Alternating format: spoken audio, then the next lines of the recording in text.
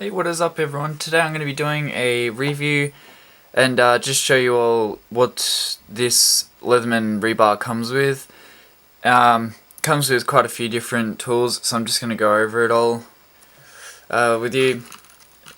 First off, I'm going to start by saying I got in a deal with this lead lenser P7.2, and it came in a box. If I can try and get it all in frame, just like that, and inside of it the multi-tool is here and the torch is there. Sorry, I can't exactly show you properly, but yeah, so I got that in a deal because Lead Lens is now with Leatherman, so they both work together, so that's why they come in a pack like that. And the steel that they use for this is a 420 HC steel. So yeah, I'll show you on this piece of paper. Just try and zoom up and get it in focus. So as you can see there, those are all the tools it comes with. So put that to the side and try and get in focus.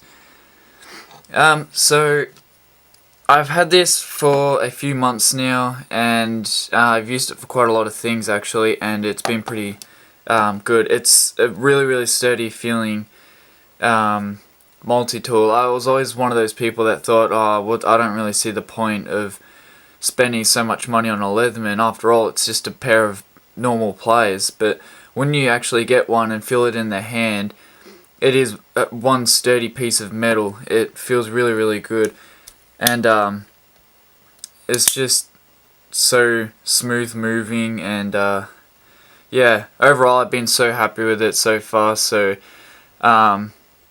still got to do a bit more testing of this, but I've used it a fair bit now just to know the overall quality of it, and it's been pretty good, as well as the Lead Lenser P7. So you guys can check out that video if you want. That's I got a comparison video against the Lead Lenser P7 and the Lead Lenser P7.2. So if you guys want to check that out, just take a look on my channel somewhere. It should be there.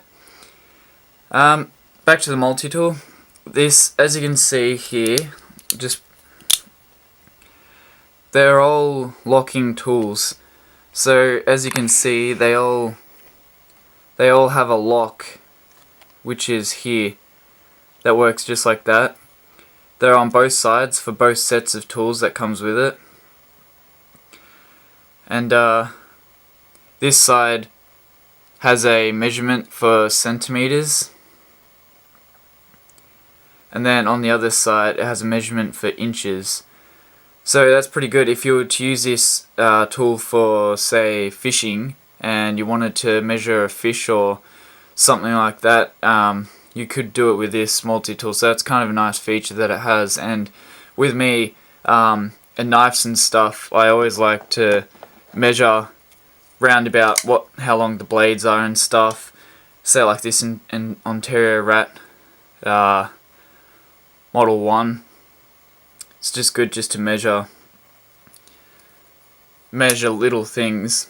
You obviously can't go too big with it because it just extends out like this. Like this is how you would measure out things. Just like that. So you got like a big ruler the whole way across. You can hold it like that to measure things. Okay, so I'll go over the tools now and I'll show you what it comes with. It comes with this safety blade. Well, not a safety blade, it's a serrated blade, sorry. It's got this little corner up here, so if you were to cut off someone's seatbelt in emergency, you're not going to stab them when you're trying to cut from under the seatbelt. So that's a pretty nice thing that they've done that. And I guess if you wanted to, you could use it to cut open bread or I don't know, something like that. So yeah, as you can see, when I do this, it locks in, and it is very, very sturdy. There's like no play at all in it, so like I was saying about the quality, it's pretty good. The next thing we have here is a just standard bottle opener. Oh, not a bottle opener, a can opener, sorry. As you can see, it's got a bit of a sharp point, and I have used this to open a can of food, and it does work really, really well, and that has no play in it either. So that's another sturdy tool. I've got to try and open all these without cutting myself as well, so sorry if I take my time trying to get them out. There's a big airplane that just went over just then. This is a Phillips head screwdriver. I'm not too sure what size, but this is mainly the size that you use for a lot of things.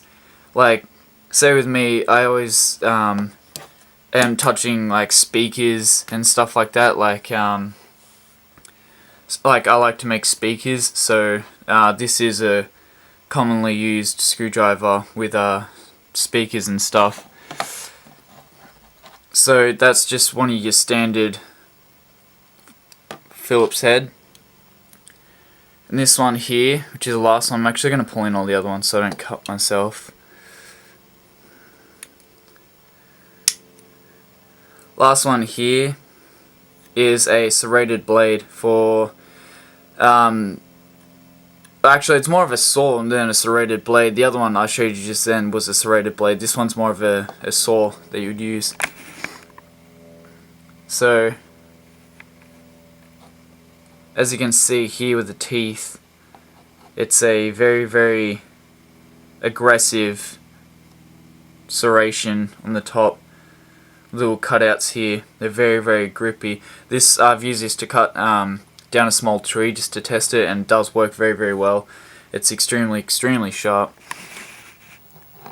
So just so I should point that out. And yeah, to disengage the lock system that this has, you just press it down like that, and then just pull it in like that, and then once it's in, you can just close it with a hand or a thumb.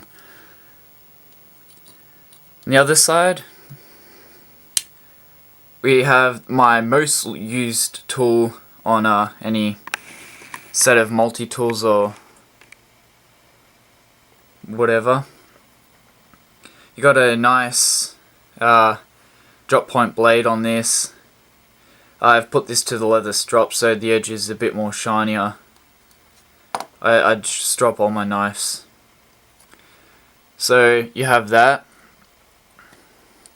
A nice quality blade, stays sharp as well for a long time. Try and zoom out a bit so I can try and keep it in focus, because I keep pulling it in and out of focus. Here you have a flathead screwdriver. This is the large size, so nothing too special there. Then you have a leather punch here with a little eyelet to thread cordage through. You can use this out in the bush to make a bow drill just by digging that into the wood and cutting out a little circle.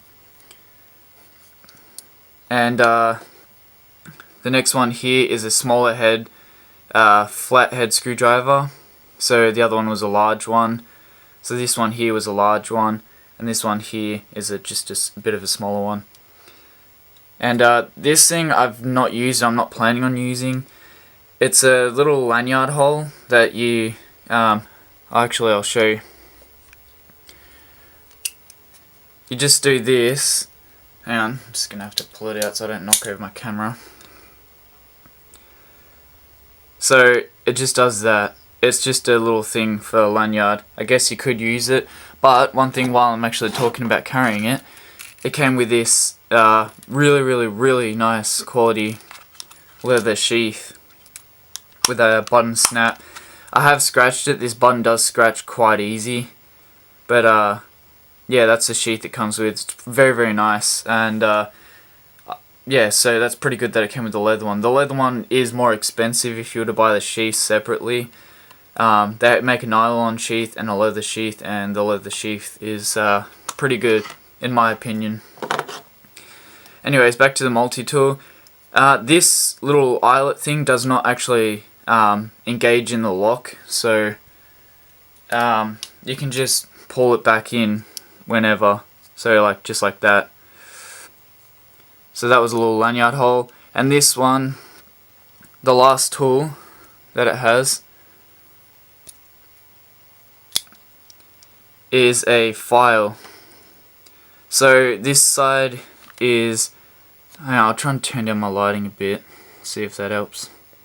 Try and zoom right up to it.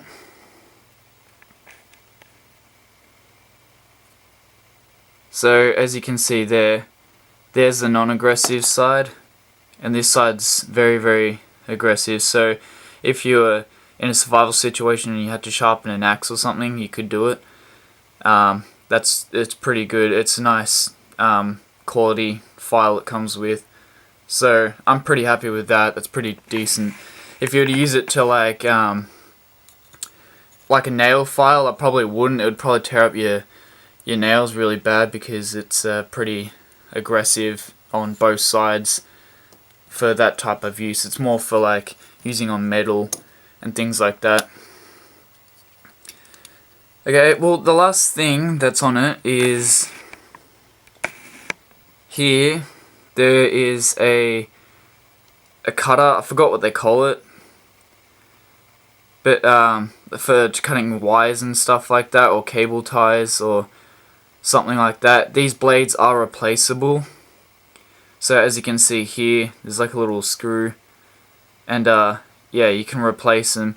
And while it's up close, you can just see just the quality of this tool. It's pretty nice. So yeah, it's just like your standard pointy nose pliers, and